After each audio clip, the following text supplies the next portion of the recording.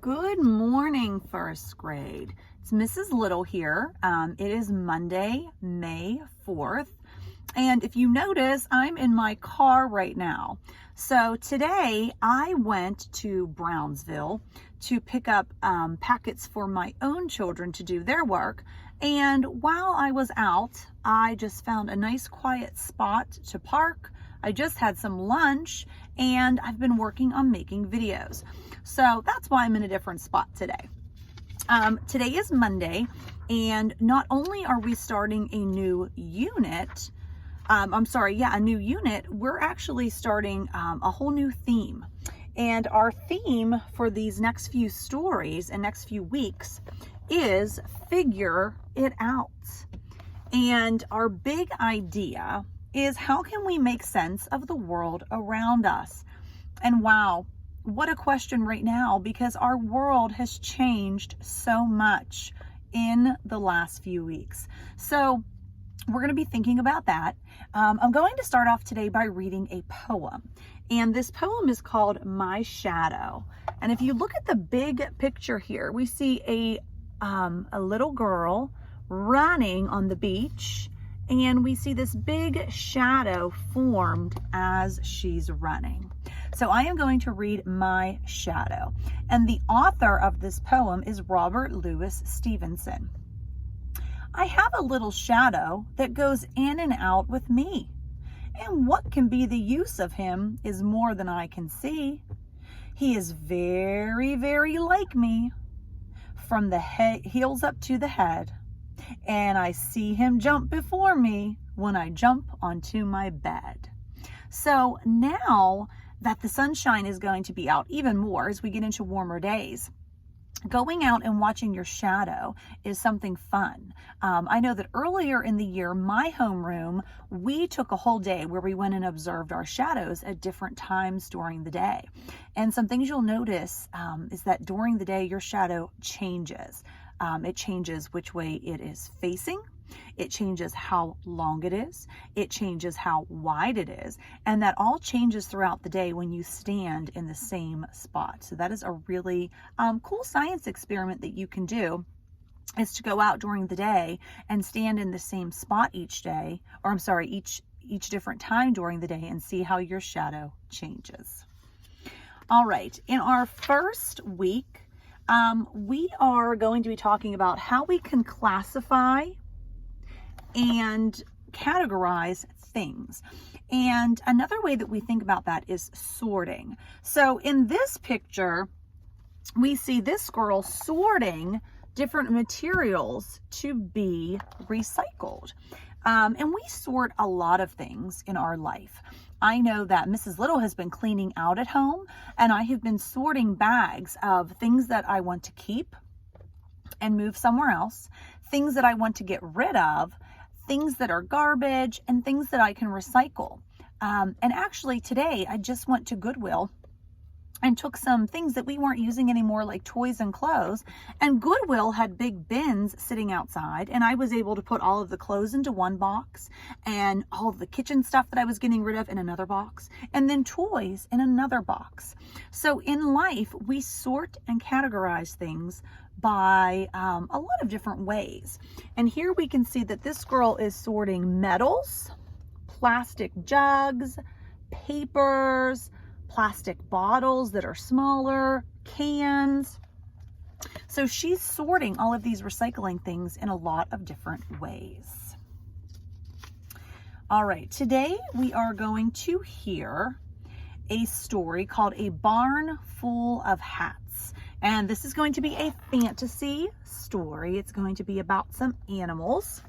And while we're reading, we are going to be thinking about how the animals sort or classify their hats.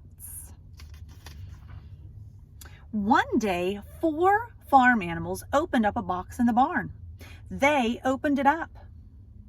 What was inside? Hats, hats, and more hats. Look at all those hats. Who wants one? Asked Hen. I do, cried Horse. It's smart to wear a hat. A hat will keep the sun out of my eyes. And And we definitely know that hats do that. When I go running, I wear a baseball cap on my head to keep the sun out of my eyes. So that's what horse is thinking about. Hen stuck her head in the box. She pulled out a flat, round hat. Try this, Hen told Horse. No, that hat is too flat, said Horse. A flat hat makes a good nest, clucked Hen. So she took the hat and she marched away.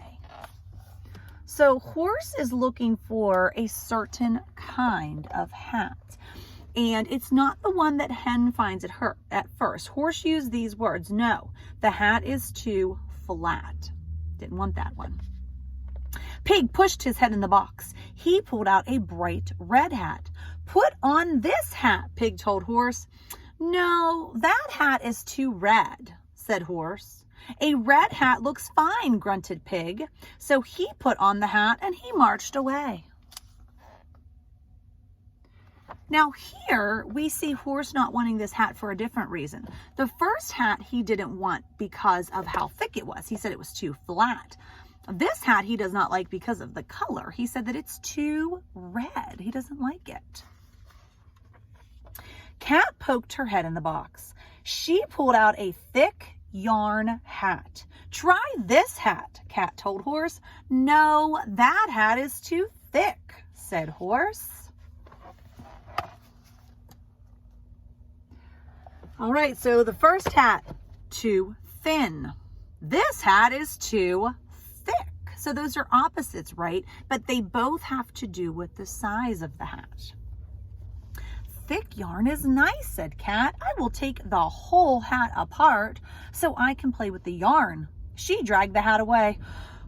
So many hats, but none are for me, sighed Horse. All right, do you remember what was the main reason Horse wanted a hat? To keep the sun off of his head. Just then, Farmer Clark came into the barn. His hat was large and floppy.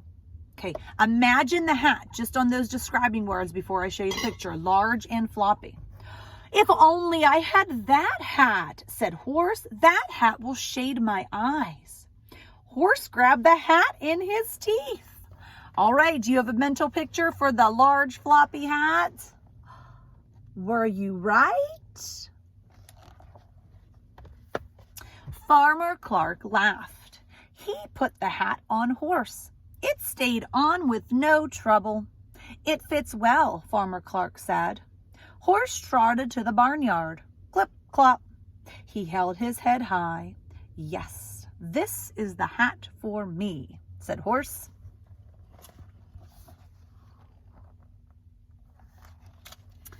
Now, in the story, Horse had a lot of options, right, for a hat. And a hat is a type of clothing that we wear, or maybe we think of it as an accessory. But when we sort clothes, we might put all hats into one group, but we really could take those hats and put them into all different groups as well. Some people wear hats like Horse wanted to keep the sun out of their eyes. That's why baseball players wear the hats that they wear. Some people wear hats to keep their head warm, right? When we think about winter, we think about like a toboggan or something. Some people like hats just for fashion, right? They just think that they look nice. So think about a hat that you would like. And something that you can work on this week is you could draw a picture of yourself with a hat that you design and write about it. Why did you design the hat the way you did? All right, happy Monday. I will see you tomorrow.